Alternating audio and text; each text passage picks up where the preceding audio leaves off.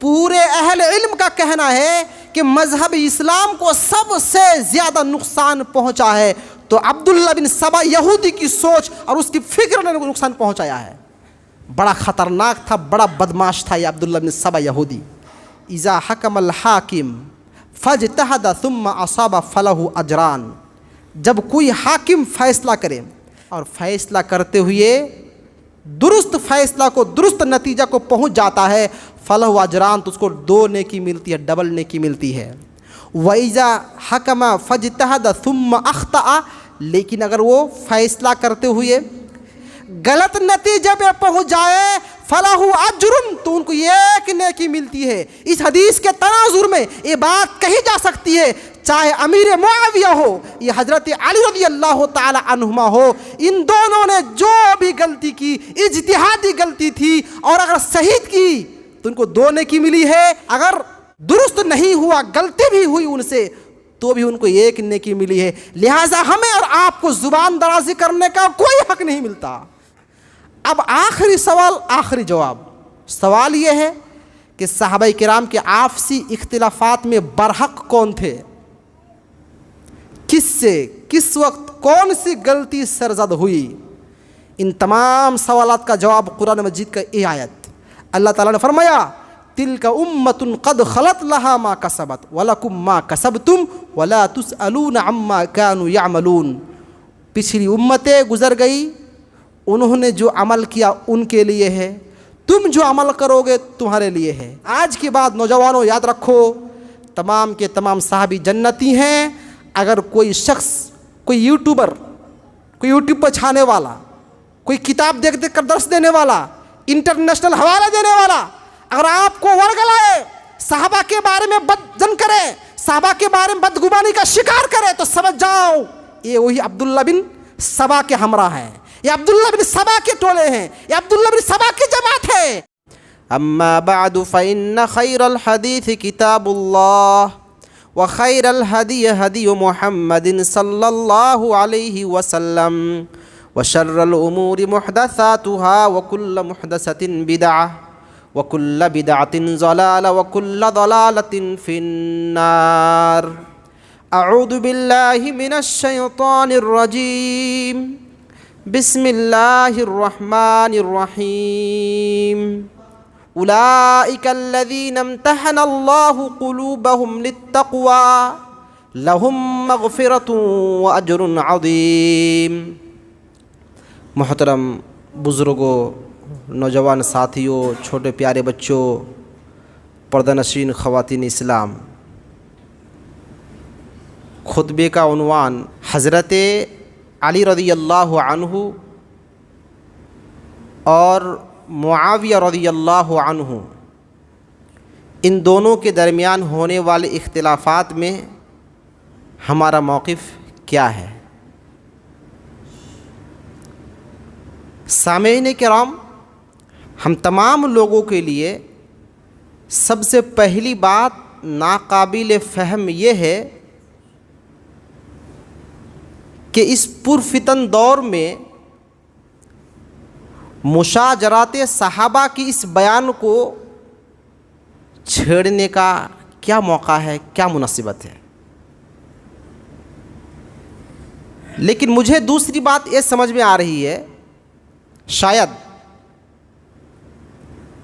آپ کے اس علاقے کے گرد و پیش میں، اطراف و نواحی میں، آس پاس میں کچھ ایسے نوجوان ضرور ہیں جو صحابہ کرام کے اختلافات اور ان کے جھگڑوں کو گفتگو کا عنوان اور موضوع بناتے ہیں، اور پھر اس میں پڑھ کر کے صحابہ کرام کے بارے میں بدظن ہوتے ہیں اور دوسروں کو بدظن کرتے بھی ہیں۔ شاید یہی وجہ ہے کہ ذمہ داران مسجد نے یہ عنوان سلیکٹ کیا ہے۔ حاضرین، اگر آپ غور کریں گے تو یہ عنوان اتنا پیچیدہ، اتنا مشکل ہے اسے بیان کرنے کے لیے کافی مطالعہ کرنا پڑتا ہے، اور ایک ایسا عنوان ہے جس کو تفصیلی بیان اگر کیا جائے عوام کے لیے خاص فائدہ نہیں ہوگا۔ اس لیے میں سوچ سمجھ کر سطحی اور سرسری طور پر اس عنوان کو پیش کروں گا۔ رزلٹ اور نتیجے کے اعتبار سے کیا اس میں ہمارے لیے نقصان اور فائدہ ہے وہ بیان کر کے بات ختم کروں گا۔ اور ایک ایک چیز کو بیان کرنا جہاں مشکل ہے وہاں سمجھنا بھی مشکل ہے، اس لیے کہ حضرت عبداللہ بن مسعود رضی اللہ تعالی عنہ کہا کرتے تھے، ما انت بمحدث قوما حدیثا لا تبلغه عقولهم کان لبعضهم فتنة۔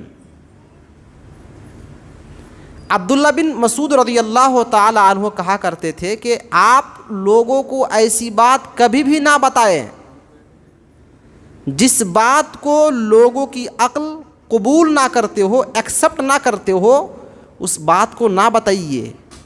کیوں؟ اس لیے کہ یہ عین ممکن ہے کہ لوگوں کے لیے فتنہ ہو جائے گا۔ اور اسی طرح کی بات حضرت علی بن ابی طالب رضی اللہ عنہ نے بھی کہی ہے۔ انہوں نے کہا، حدث الناس ما يعرفون اتحب ان يكذب اللہ ورسولہ۔ اے لوگوں کو وہی بات بتاؤ جس بات کو وہ سمجھ سکے اور جس پر وہ عمل کر سکے۔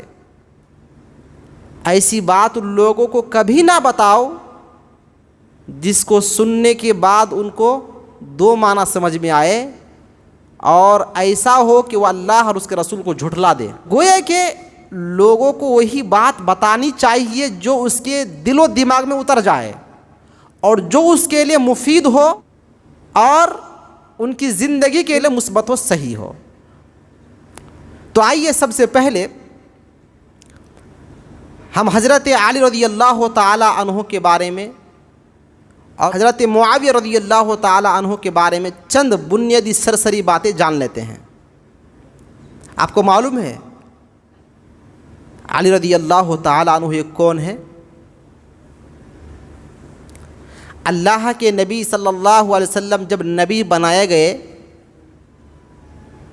اور آپ نے اپنے نبی ہونے کا اعلان کیا تو بچوں میں سب سے پہلے اسلام قبول کرنے والا شخص حضرت علی رضی اللہ تعالیٰ عنہ ہے۔ دوسری بات آپ جانتے ہیں حضرت علی رضی اللہ تعالیٰ عنہ اللہ کے رسول کے چچے زاد بھائی ہیں۔ کتنا قریب ہے اللہ کے رسول کے۔ اور تیسری بات کہ آپ جانتے ہیں کہ اللہ کے رسول کے چچے زاد بھائی ہونے کے ساتھ ساتھ اور کون ہوتے ہیں؟ یہ اللہ کے رسول کے داماد ہیں، حضرت فاطمہ رضی اللہ عنہا کے شوہر ہیں۔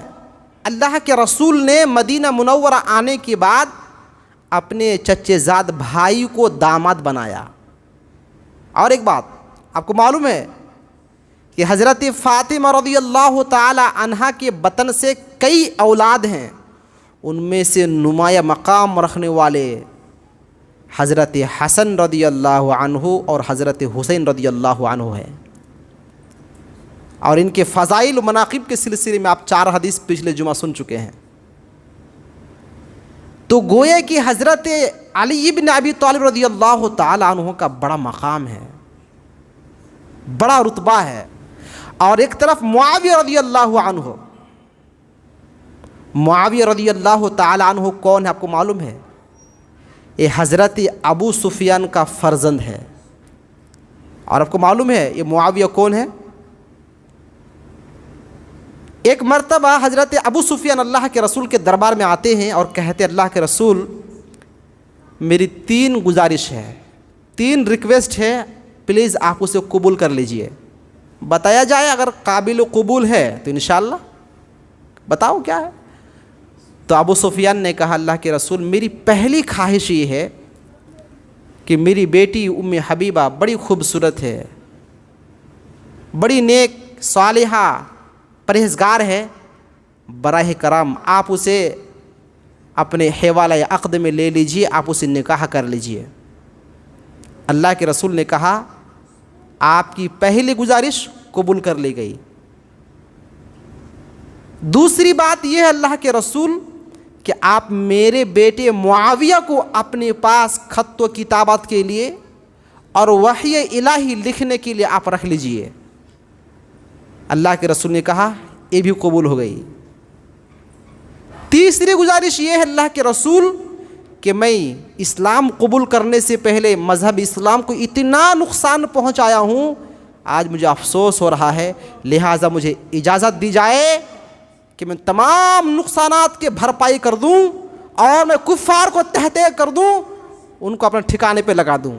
اللہ کے رسول نے کہا تمہاری یہ بھی درخواست قبول ہو گئی۔ صحیح مسلم کی حدیث ہے۔ اس حدیث کے آئینے میں ہمیں 3 بات معلوم ہوئی اور 2 بات ہمارے عنوان کے سلسلے میں ہیں۔ پہلی بات کہ حضرت معاویہ رضی اللہ تعالی عنہ اللہ کے رسول کے سالے صاحب ہیں اور ہم تمام لوگوں کے لیے ماموں ہوتے ہیں رشتے میں۔ کون؟ حضرت معاویہ رضی اللہ عنہ اتنے پائے کے صحابی ہے۔ اور دوسری بات حدیث پاک سے یہ معلوم ہوئی کہ اللہ کے رسول نے معاویہ رضی اللہ تعالیٰ عنہ کو اپنے پاس وحی لکھنے کے لیے مامور کیا تھا، آپ وحی لکھتے تھے، اتنے بڑے پائے کے صحابی ہیں۔ ایک حدیث اور سناتے ہیں، اس کے بعد بات آگے بڑھائیں گے۔ عن ام حرام قالت سمعت النبی صلی اللہ علیہ وسلم قال اول جیش من امتی یغزون البحر قد اوجبوا قالت ام حرام قلت یا رسول اللہ انا فیہم قال انت فیہم ثم قال النبی صلی اللہ علیہ وسلم اول جیش من امتی یغزون مدینة قیصر مغفور لهم قالت فقلت یا رسول اللہ انا فیہم قال لا رواه البخاری فی کتاب الجہاد والسیر۔ حدیث بخاری شریف میں موجود ہے۔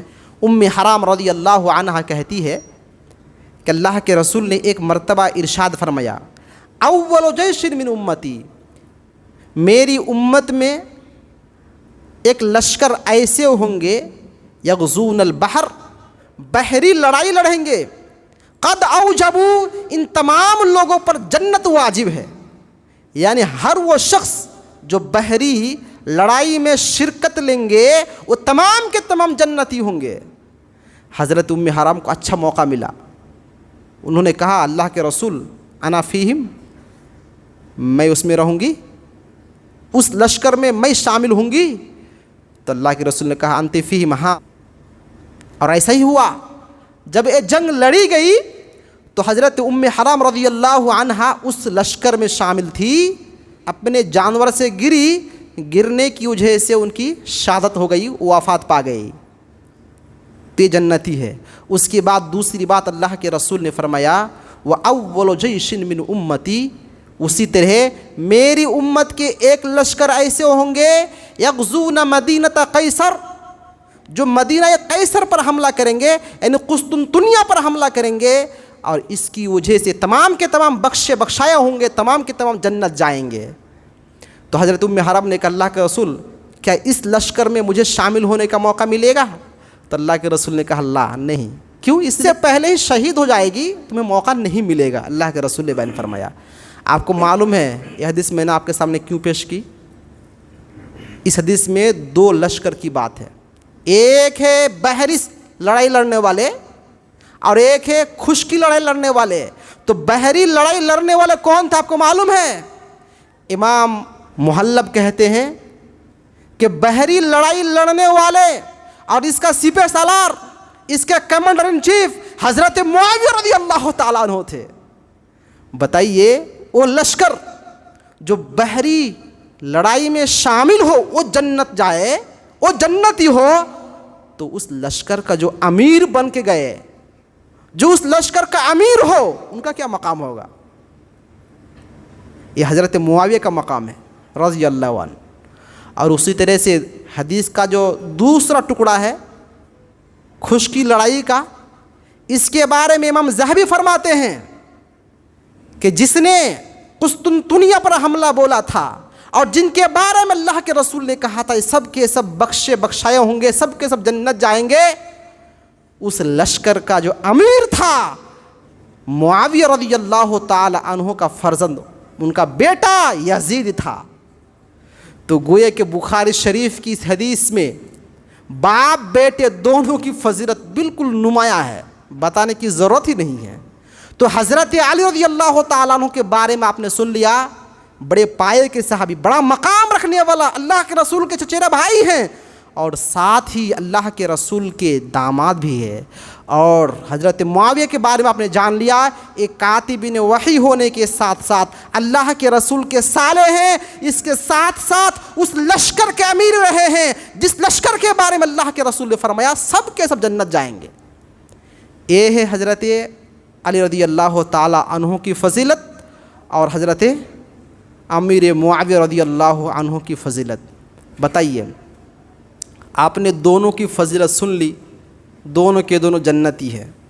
اب اس کے درمیان اگر کچھ اختلافات ہو جاتے ہیں، بشری لغزشات ہو جاتے ہیں، اور صحابی تو ہے لیکن انسان بھی تو ہے، دونوں کے دونوں صحابی ہے لیکن کیا صحابی انسان نہیں ہوتے؟ دونوں کے دونوں صحابی، دونوں کے دونوں بشر انسان ہیں اور دونوں سے اجتہادی غلطی ہونا ممکن ہے۔ جی ہاں، اجتہادی غلطی ہونا ممکن ہے۔ اور آپ کو معلوم ہے حضرت معاویہ رضی اللہ عنہ اور علی رضی اللہ تعالی عنہ کے درمیان اختلافات کب ہوئے؟ اس کو اگر جاننا ہے تو آپ کو پیچھے جانا پڑے گا۔ عبداللہ بن سبا یہودی، کون ہے یہ؟ عبداللہ بن سبا یہودی یہ سب سے بڑا دشمن ہے، اور میں سمجھتا ہوں، اور میں ہی نہیں پورے اہل علم کا کہنا ہے کہ مذہب اسلام کو سب سے زیادہ نقصان پہنچا ہے تو عبداللہ بن سبا یہودی کی سوچ اور اس کی فکر نے نقصان پہنچایا ہے۔ بڑا خطرناک تھا، بڑا بدماش تھا یہ عبداللہ بن سبا یہودی۔ حضرت ابوبکر صدیق رضی اللہ تعالیٰ عنہ پہلا خلیفہ ہے، اور نمبر 2 پہ کون ہے؟ عمر بن خطاب رضی اللہ عنہ۔ نمبر 3 پہ کون ہے؟ حضرت عثمان غنی رضی اللہ تعالیٰ عنہ۔ 3 خلیفہ گزرے، اس کے بعد چوتھے نمبر پہ حضرت علی رضی اللہ تعالیٰ عنہ آتے ہیں۔ تو اصل اختلافات شروع ہوئے تھے حضرت عثمان رضی اللہ تعالیٰ عنہ کی شہادت سے۔ اب عثمان رضی اللہ تعالیٰ عنہ کی شہادت کیسے ہوئی؟ مختصراً آپ یاد رکھیے، عبداللہ بن سبا یہودی انہوں نے لوگوں میں جا جا کر اختلافات پیدا کرنا شروع کیا، بھڑکانا شروع کیا۔ کیسے بھڑکا رہا تھا؟ بات ٹھیک ٹھاک تھی لیکن ارادہ باطل تھا، ان کی نیت غلط تھی۔ کیا نیت تھی اور کیا کہا انہوں نے؟ عبداللہ بن سبا نے لوگوں کو بھڑکایا اس طرح سے، لوگوں کے پاس اٹھتے بیٹھتے آتے جاتے اور لوگوں کو بتاتے اللہ کے رسول کے بعد خلیفہ کا سب سے بڑا مستحق علی رضی اللہ تعالیٰ عنہ ہیں، اس لیے کہ آپ کے چچیرا بھائی ہیں، آپ کے داماد ہیں اور سب سے پہلے اسلام بھی قبول کیا ہے۔ بتاؤ علی رضی اللہ تعالیٰ عنہ کے رہتے ہوئے کسی کو خلیفہ بننے کا حق ہوتا ہے؟ اس طرح کے سوالات کرتے تھے لوگوں سے جا جا کے، ٹھیک ہے، لوگوں سے جا جا کے اس طرح سے بھڑکاتے تھے کہ دیکھو اب اللہ کے رسول کے قربت قریبہ رشتہ دار میں علی رضی اللہ تعالیٰ عنہ ایک نمایاں مقام رکھنے والے باحیات ہے، اس کے رہتے ہوئے کیا کوئی دوسرا خلیفہ بن سکتا ہے؟ بتاؤ اے مسلمانوں، تم سے بڑا ظالم کون ہوگا کہ علی رضی اللہ تعالیٰ عنہ کی موجودگی میں عثمان کو خلیفہ مان لو؟ اس طرح سے وہ لوگوں کو ورگلاتا تھا، بھڑکاتا تھا۔ تو کچھ لوگ ایسے تھے جو ان کے بھڑکاوے میں آ گئے اور یہ سوچنے لگے کہ بات تو صحیح ہے، آپ چچیرے بھائی ہیں اور آپ کو خلیفہ نہیں بنایا گیا، عثمان بن گئے، یہ تو صحیح نہیں ہوا۔ اس طرح سے بھڑکاتے تھے، اور ایک ہی ملک میں نہیں، ایک ہی جگہ نہیں، جگہ جگہ مصر، بصرہ، کوفہ اور دیگر ممالک میں جا جا کر انہوں نے یہ پرچار کیا، لوگوں کو بھڑکایا اور گلایا۔ اور ایک مرتبہ ایسا ہوا کہ حضرت امیر معاویہ رضی اللہ تعالیٰ عنہ کے دور حکومت میں ملک شام میں عبداللہ بن سبا ابو دردہ رضی اللہ تعالیٰ عنہ کے پاس آئے اور اس طرح کی غلط سلط بات کرنے لگا. تو حضرت ابو دردہ رضی اللہ تعالیٰ عنہ بڑا چالاک صحابی تھے. انہوں نے کہا اے تو یہودی ہے, بھٹکانے کے لیے بھاگو یہاں سے. ان کو بھگا دیا وہاں سے. جب وہاں پر اس کو موقع نہیں ملا تو پھر عبادہ بن صامت کے پاس آئے اور کہا دیکھو اس طرح کی بات ہے, اور گلانا چاہا. تو عبادہ بن صامت اس کو پکڑ کر حضرت امیر معاویہ کے پاس لے کے آیا اور کہا کہ دیکھیے یہ وہی شخص ہے جو آپ کی حکومت میں کھلبلی مچا رہا ہے اور لوگوں کو پریشان کر رہا ہے. تو حضرت امیر معاویہ نے عثمان رضی اللہ تعالیٰ عنہ کو خط لکھا اور وہاں سے ان کو باہر نکل پھینکا. عبداللہ بن سبا کو یہاں سے بھگا دیا گیا ملک شام سے. اس طرح سے عبداللہ بن سبا نے لوگوں کے ذہن واش کیا, لوگوں کے ذہن کو پھیر دیا ایک طرف سے دوسری طرف. اور ایسا واقعہ پیش آ گیا کہ بصرہ سے, کوفہ سے, مصر سے چند لوگ مل جل کر کے حضرت علی رضی اللہ تعالیٰ عنہ کے پاس پہنچے اور کہا کہ ایسا کیجئے کہ عثمان رضی اللہ تعالیٰ عنہ ہماری بات نہیں سنتے ہیں, آپ خلیفہ بن جائیے, خلافت کا باغ ڈور ہم آپ کے ہاتھ میں دے دیتے ہیں, آپ خلیفہ بن جائیے. تو علی رضی اللہ تعالیٰ عنہ کو اتنا ناپسند ہوا ان کی یہ بات, ان کو بہت ڈانٹا, پھٹکارا, بھگا دیا وہاں سے. کس نے؟ علی رضی اللہ تعالیٰ عنہ نے. جب ان کو موقع ہاتھ نہیں آیا کہ کہیں بھی ہمیں کامیابی نہیں مل رہی ہے, تینوں جگہ کے لوگ, بصرہ, کوفہ اور مصر, تینوں جگہ کے لوگ تقریباً 3000 کی تعداد میں اچانک مدینہ گھس جاتے ہیں. جیسی مدینہ گھستے ہیں تو علی رضی اللہ تعالیٰ عنہ وہاں پر حاضر ہوتے اور پوچھتے ہیں آپ لوگ کس مقصد سے یہاں پہ آئے ہوئے ہیں, کیوں آئے ہیں یہاں پہ؟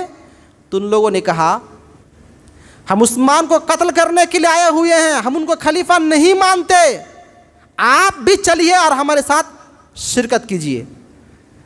حضرت علی رضی اللہ تعالیٰ عنہ پریشان ہو گئے اور کہا کہ کیسی بات کر رہے ہو تم لوگ, ایسا کیا معاملہ پیش آ گیا کہ ان کی خلافت کو تسلیم نہیں کرتے, کیا ہو گیا؟ تو ان ظالموں نے نقلی چٹھی, نقلی خط لکھا تھا, اور جس خط میں یہ لکھا ہوا تھا کہ یہ مصر والے لوگ جب مصر پہنچ جائے تو وہاں کے حاکم سے ریکویسٹ کیا گیا, کہا گیا کہ ان لوگوں کو قتل کر دینا. اس خط میں لکھا ہوا تھا, اور یہ خط حضرت عثمان نے نہیں لکھا تھا, انہی لوگوں نے لکھا, انہی لوگوں نے سائن کیا اور کسی شخص سے زبردستی پکڑ کے لے کے آیا اور کہا کہ دیکھیے علی رضی اللہ تعالیٰ عنہ یہ ہمارے پاس خط موجود ہے, ہمارے پاس عثمان رضی اللہ تعالیٰ عنہ کے ذریعے بھیجے گئے خط موجود ہے, جس خط میں لکھا گیا کہ ہمیں قتل کرنے کے لیے کہا جا رہا ہے, اس لیے ہم عثمان رضی اللہ تعالیٰ عنہ کو قتل کرنے کے لیے آئے ہیں, ہم ان کو خلیفہ نہیں مانیں گے. حضرت علی رضی اللہ تعالیٰ عنہ نے کافی سمجھایا, ان کو نصیحت کی, لیکن کچھ اثر نہیں ہوا. جب علی رضی اللہ تعالیٰ عنہ کافی زیادہ مؤثر انداز میں نصیحت کرنے لگے, تین باغیوں نے یہ کہا, زبردستی کہا, کیا کہا؟ اے علی اگر ایسی ہی بات ہے تو آپ نے ہمیں کیوں لکھا؟ اتنا کہا. کیا کہا؟ آپ نے ہمیں کیوں لکھا؟ تو حضرت علی پریشان ہو گئے, ارے کیا لکھا میں تم لوگ کو, کیا لکھا تھا میں؟ تو کہا کہ ایسا ایسا آپ نے لکھا تھا ہمارے بارے میں. یہ بھی جھوٹ تھا. دیکھیے علی رضی اللہ تعالیٰ نے کچھ بھی لکھا نہیں, اب زبردست ان کو پھنسا رہے ہیں کہ آپ نے ہمیں کیوں لکھا؟ تو آپ نے کہا کہاں, میں تو کچھ لکھا نہیں ہوں. تو جو باغی تھے آپس میں ایک دوسرے کو دیکھنے لگے, مطلب ایسا ظاہر کرا رہے تھے کہ واقعی علی رضی اللہ تعالیٰ عنہ نے لکھ کر کے ان لوگوں کو بلایا حملہ کرنے کے لیے. ظاہر کرنا چاہ رہے تھے یہ باغی لوگ, عبداللہ بن سبا کے چیلے چپڑے سب. حضرت علی رضی اللہ تعالیٰ کو بہت برا لگا اور ان لوگوں کو چھوڑ چھاڑ کے آپ چلے گئے, آپ وہاں سے چلے گئے. اب ان لوگوں نے مدینہ کا محاصرہ کر لیا, اور خصوصاً حضرت عثمان رضی اللہ تعالیٰ عنہ کے گھر کا محاصرہ کیا, گھیر لیا چاروں طرف سے. عثمان رضی اللہ تعالیٰ عنہ کافی سمجھائے, نصیحت کیے, سمجھائے, لیکن ان نصیحتوں کا کچھ بھی اثر نہیں ہوا. اور یہ لوگ عثمان رضی اللہ تعالیٰ عنہ کے ساتھ نماز بھی پڑھتے رہے, عثمان رضی اللہ تعالیٰ عنہ کے پیچھے نماز پڑھتے رہے. اور پھر ایک ایسا وقت آیا کہ عثمان رضی اللہ تعالیٰ عنہ کو اپنے گھر میں بند کر دیا, قید کر دیا, پانی بھی بند کر دیا گیا. آپ کے پڑوسی کے گھر سے تھوڑا سا چوری چھپے پانی پہنچا دیا جاتا تھا, آپ اسے سیراب ہو جاتے تھے، لیکن آپ کو کھانے پینے کی تنگی کی گئی، آپ کو پریشان کیا گیا، اور اسی حالت میں عثمان رضی اللہ تعالیٰ عنہ نے عبداللہ بن عباس کو حاجیوں کا امیر بنا کر بھیجا، اور اس میں خط لکھا، یہ پوری تفصیلات لکھ دیا مکہ والوں کو کہ اس طرح کی بات ہے، مجھے اس طرح سے قید کر دیا گیا ہے، جلدی تم لوگ مدد کے لیے پہنچو۔ اور ان باغیوں نے سمجھا کہ اگر ہم نے لیٹ کر دیا تو مکہ والے مدد کے لیے آ جائیں گے، اور ہم لوگ کا جو منصوبہ ہے، ہم لوگ کی جو نیت ہے وہ پوری نہیں ہوگی، لہذا جلدی سے حملہ کیا جائے۔ ان باغیوں نے حملہ کیا۔ مصر کے جو لشکر آئے ہوئے تھے اس کا جو امیر تھا خافقی، انہوں نے سب سے پہلے حملہ کیا۔ اسی طرح سے 3-4 لوگوں نے مل کر حملہ کیا اور حضرت عثمان رضی اللہ تعالی عنہ کو شہید کر دیا۔ بتائیے، یہ دردناک واقعہ پیش آیا۔ اس واقعے کے پیش آنے کے بعد اب ان دشمنان اور ان باغیوں کو موقع ملا کہ اب جلدی سے علی رضی اللہ تعالیٰ عنہ کو خلیفہ بناؤ، اور ان کو بھی مرغا بنائیں گے۔ ان لوگوں نے جلدی جا کے 4-5 دن کے اندر اندر ہی حضرت علی رضی اللہ تعالیٰ عنہ کا خلیفہ تسلیم کر لیا۔ علی رضی اللہ تعالیٰ عنہ اس وقت خلیفہ بننا نہیں چاہتے تھے، آپ نہیں بننا چاہتے تھے، ان لوگوں نے اصرار کر کے مجبور کر کے خلیفہ بنایا اور بیعت کرنا شروع کر دیا۔ اسی دوران حضرت طلحہ رضی اللہ تعالیٰ عنہ کو، زبیر رضی اللہ تعالیٰ کو بلایا گیا کہ آپ بھی بیعت کیجئے۔ تو حضرت طلحہ اور حضرت زبیر بن عوام رضی اللہ عنہما، ان دونوں نے بیعت کرنے سے انکار کر دیا۔ اشتر ایک بڑا بدماش تھا، انہوں نے تلوار کھینچ کے ڈر دکھایا اور کہا بیعت کرو ورنہ تمہارا سر تن سے الگ ہو جائے گا۔ طلحہ رضی اللہ تعالیٰ انہوں نے بیعت کر لیا۔ اس کے بعد حضرت علی رضی اللہ تعالیٰ جیسی مقام خلافت میں فائز ہوتے ہیں، اس وقت کے جتنے بھی سی ایم بنے ہوئے تھے الگ الگ صوبوں کے، ان تمام صوبوں کے تمام سی ایم کو، تمام مکھیہ منتریوں کو، تمام حکمراں کو معزول کر دیتے ہیں اور نئے نئے حکمراں بنا کر کے بھیج دیتے ہیں۔ جیسی امیر معاویہ رضی اللہ تعالیٰ عنہ کو ان کو اپنی حکومت سے دستبردار کیا جاتا ہے، تو امیر معاویہ رضی اللہ تعالیٰ عنہ کے دل میں ایک بات آتی ہے کہ میں حضرت عمر رضی اللہ تعالیٰ عنہ کے دور خلافت سے میں یہاں کا حاکم ہوں۔ عمر رضی اللہ تعالیٰ عنہ 10.5 سال تک اپنی حکومت کی، اور عثمان رضی اللہ تعالیٰ عنہ 12 سال، تقریباً 22-23 سال کا ایک لمبا عرصہ۔ 22-23 سال سے میں یہاں کا حاکم ہوں، مجھے ہٹایا جا رہا ہے۔ چنانچہ آپ ہٹ گئے، لیکن حضرت امیر معاویہ رضی اللہ تعالیٰ عنہ نے خلیفہ تسلیم کرنے سے انکار کیا، اور انہوں نے کہا کہ ہم علی رضی اللہ تعالیٰ عنہ کو خلیفہ تسلیم ابھی نہیں کریں گے۔ حضرت علی رضی اللہ تعالیٰ عنہ کے 3-4 مرتبہ تقریباً حضرت امیر معاویہ کا خط جاتا ہے کہ آپ بیعت کیجیے، آپ خلافت تسلیم کیجیے، لیکن حضرت امیر معاویہ رضی اللہ تعالیٰ عنہ نے کوئی جواب نہیں دیا، خاموشی اختیار کیا۔ اس کے بعد حضرت علی رضی اللہ تعالیٰ عنہ نے سوچا کہ اگر سیدھے ہاتھ سے گھی نہ نکلے تو اب ٹیڑھا کرنا ہی پڑے گا، تو انہوں نے لشکر کشی کرنے کا ارادہ کیا۔ لشکر کشی کرنے کا ارادہ کر ہی رہے تھے، اسی دوران خبر آئی کہ حضرت عائشہ ام المؤمنین رضی اللہ تعالی عنہا، طلحہ، زبیر، دیگر صحابی بصرہ پہنچ چکے ہیں، اور بصرہ میں عثمان رضی اللہ تعالی عنہ کے قاتلوں سے بدلہ لینے کے لیے اجتماع کر رہے ہیں۔ تو علی رضی اللہ تعالی عنہ کو امیر معاویہ کے پاس جانے کے بجائے اہم زیادہ یہ لگا کہ ہمیں عائشہ رضی اللہ تعالی عنہا کے پاس پہنچنا چاہیے، انہیں سمجھانا چاہیے۔ جب یہاں پہنچتے ہیں تو علی رضی اللہ تعالی عنہ ایک قاصد بھیجتے ہیں حضرت عائشہ رضی اللہ تعالی عنہا کے پاس، اور صلح نامہ تیار ہوتا ہے۔ اس میں بہت ساری باتیں رہ گئی، ٹائم ہو رہا ہے۔ صلح نامہ تیار ہوتا ہے۔ اب یہ عبداللہ بن سبا یہودی اور ان کی جماعت کو یقین ہو گیا کہ کل صبح جو ہے وہ صلح ہو جائے گا، سب کے سب امن و سکون کے ساتھ گھر چلے جائیں گے۔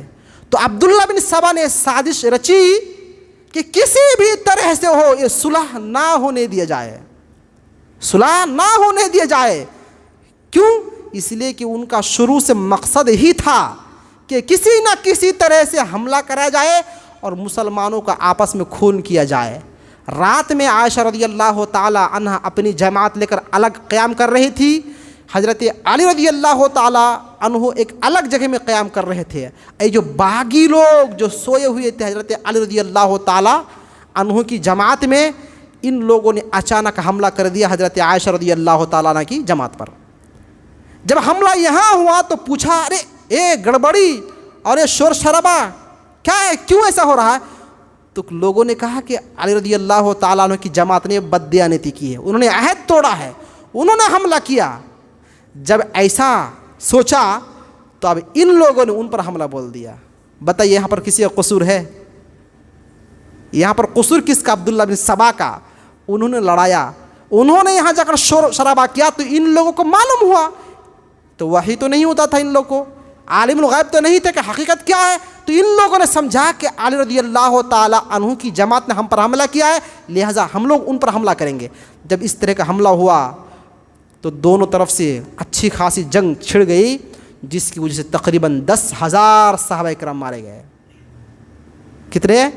10,000 مسلمان شہید ہوئے، اس میں باغی لوگ بھی رہے ہوں گے، لیکن تقریباً 10,000 تعداد بتلائی جاتی ہے۔ اور یہاں پھر نتیجہ صفر نکلا، پھر جنگ ختم ہوا، پھر جو کچھ ہونا تھا علی رضی اللہ تعالی عنہ کی گفتگو عائشہ رضی اللہ تعالی عنہا سے ہوئی، اس کے بعد پھر دونوں امن و سلامتی کے ساتھ مدینہ بھی واپس لوٹے۔ پھر حضرت علی رضی اللہ تعالی عنہ نے سوچا کہ اب حضرت معاویہ رضی اللہ تعالی عنہ سے نپٹنا چاہیے، اب تک انہوں نے بیعت نہیں کی ہے، تو لہٰذا حضرت علی رضی اللہ تعالی عنہ لشکر لے کر نکلتے ہیں، اور معاویہ رضی اللہ تعالیٰ عنہ کو معلوم ہوا کہ ہمارے خلاف لشکر کشی کی گئی ہے، تو معاویہ رضی اللہ تعالیٰ عنہ بھی لشکر لے کر کے نکلے۔ مقام ہے صفین پہ پہنچے، وہاں پر علی رضی اللہ تعالیٰ عنہ 2 سے 3 مرتبہ اپنا قاصد بھیجا امیر معاویہ کے پاس، امیر معاویہ نے قاصد بھیجا حضرت علی رضی اللہ تعالیٰ عنہ کے پاس، دونوں صلح کرنا چاہتے تھے، لیکن یہ قاصد لوگوں نے عقل سے کم جذبات سے زیادہ کام لیا۔ ان قاصدوں کی وجہ سے کہیں نہ کہیں اجتہادی غلطی ہوئی، جس کی وجہ سے یہ صلح نامہ تیار نہیں ہو سکا۔ آخر میں لڑائی شروع ہوتی ہے، تقریباً 7 8 دن 9 دن 10 دن تک جنگ چلتا رہتا ہے، جس کی وجہ سے تقریباً 90,000 مسلمان شہید ہوتے ہیں، 90,000 مسلمان شہید ہوتے ہیں۔ آخری مرحلہ میں حضرت امیر معاویہ کی جماعت سے ایک بندہ قرآن کو بلند کرتا ہے اور کہتا ہے یہ قرآن ہمارے اور آپ کے درمیان فیصلہ کرنے کے لیے کافی ہے۔ تو حضرت علی کی جو جماعت تھی، ان لوگوں نے کہا کہ اب ہم نہیں لڑیں گے، ہمارے درمیان کتاب اللہ آ چکی ہے، قرآن آ چکا ہے۔ چنانچہ قرآن مجید کے ذریعے سے فیصلہ کرنے کے لیے 3 لوگ یا 2 لوگ کی کمیٹی انجام دی جاتی ہے کہ اب یہ لوگ قرآن مجید کے اعتبار سے جو فیصلہ کریں گے ہمیں قبول ہوگا، اور اس فیصلے کو امیر معاویہ نے تسلیم کر لیا اور علی رضی اللہ تعالیٰ عنہ نے بھی تسلیم کر لیا۔ جب یہاں سے جانے لگے، اپنے اپنی مقام کو جانے لگے، تو حضرت علی رضی اللہ تعالیٰ عنہ کی جماعت میں کچھ ایسے بھی خوارج تھے جنہوں نے کہا کہ کتاب اللہ کا فیصلہ تو ہمیں سمجھ میں آتا ہے، لیکن اس میں 2 بندہ فیصلہ کرے گا، یہ ثالثی کیوں آ گیا؟ یعنی تیسرا کون آتا ہے؟ ایک اللہ ہے، ایک کتاب ہے، اور تیسرا کون آدمی فیصلہ کرے گا؟ یہ تو کفر ہے، ہم نہیں مانیں گے۔ تو علی رضی اللہ تعالیٰ نے کافی سمجھایا، ان کو کہا کہ دیکھو یہ کفر کیوں ہے؟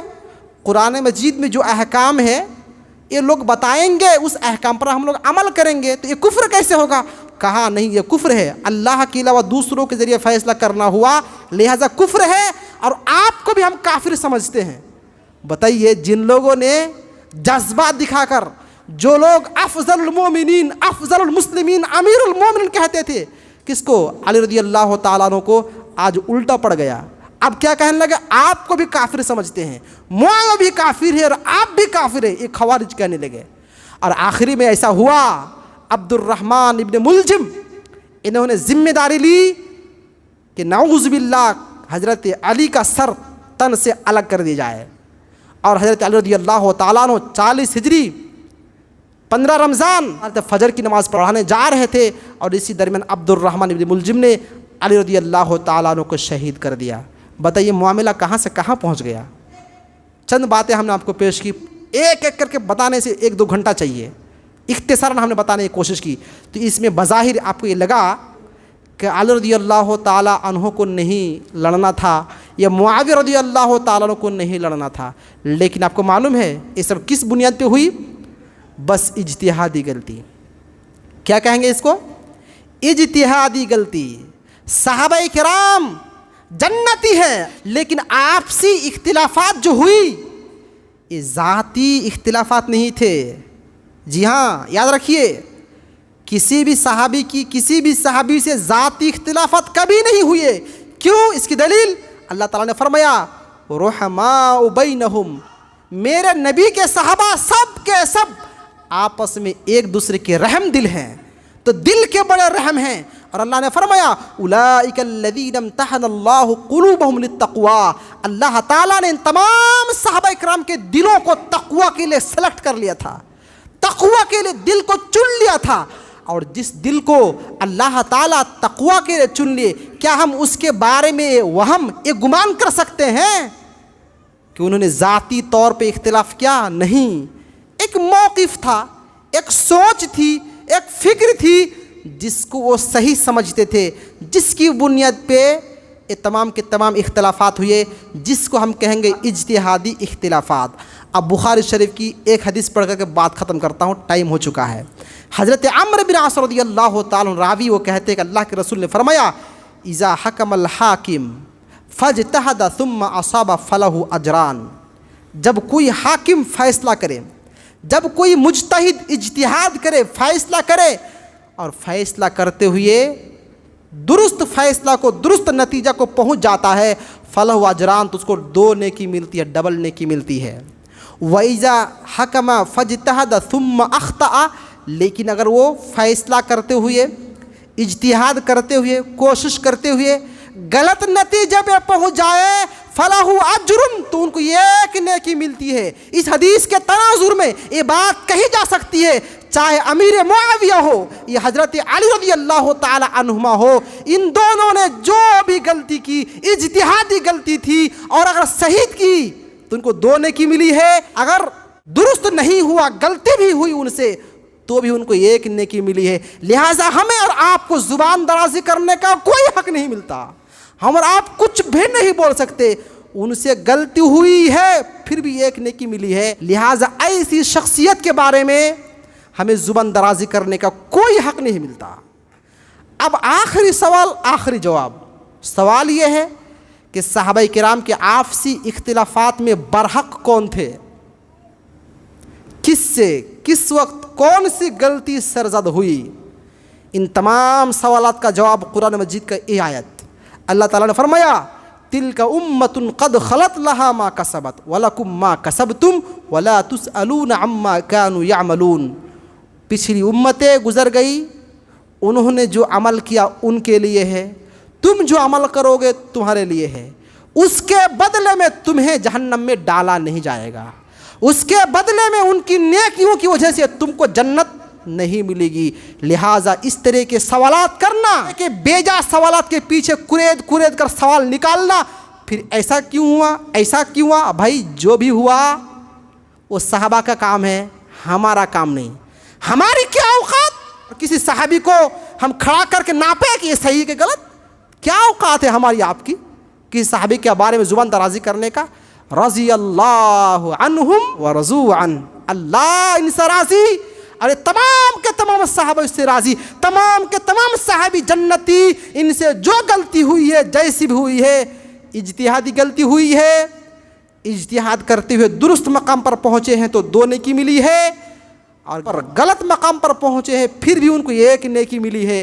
لہٰذا ہمیں کچھ کہنے اور کچھ ان کے بارے میں سوچنے کا کوئی موقع نہیں آتا۔ لہٰذا آج کے بعد نوجوانوں یاد رکھو، تمام کے تمام صحابی جنتی ہیں۔ اگر کوئی شخص، کوئی یوٹیوبر، کوئی یوٹیوب پر چھانے والا، کوئی کتاب دیکھ دیکھ کر درس دینے والا، انٹرنیشنل حوالے دینے والا اگر آپ کو ورگلائے، صحابہ کے بارے میں بدزن کرے، صحابہ کے بارے میں بدگمانی کا شکار کرے، تو سمجھ جاؤ یہ وہی عبداللہ بن سبا کے ہمراہ ہیں، یہ عبداللہ بن سبا کے ٹولے ہیں، یہ عبداللہ بن سبا کی جماعت ہے، یہ مومنوں کی جماعت ہو ہی نہیں سکتی۔ جس طرح سے عبداللہ بن سبا نے اچھی باتوں کے ذریعے سے گمراہ کیا، اللہ کے رسول کے چچیرا بھائی ہیں، آپ کے داماد ہیں، اس کو چھوڑ کر کس کو تم بناؤ گے خلیفہ؟ بات تو اچھی تھی لیکن نیت خراب تھی۔ اسی طرح جو بھی آپ کو بہکائے، جو بھی آپ کو گمراہ کرے، صحابہ کے بارے میں بدظن کرے، سمجھ جاؤ ان کی اصلیت بھی غور طلب ہے اور کن لوگوں سے ان کا تعلق ہے۔ اللہ تعالیٰ سے دعا ہے اللہ تعالیٰ ان بیکار قسم کے بحثوں میں پڑھنے الجھنے سے ہم سب کو بچائے۔ ہمارا جو مقصد عین ہے دین پر عمل کرنا، صحیح دین پر صحیح مسلک پر چلنا، یہ ہماری ذمہ داری ہے۔ انہوں نے کیا کیا اللہ تعالیٰ جانے۔ آج ہمیں اپنا خیال رکھنا ہے۔ اللہ تعالیٰ ہم سب کو نیک عمل اور نیک سمجھ کی توفیق نصیب فرمائے، آمین ثم آمین۔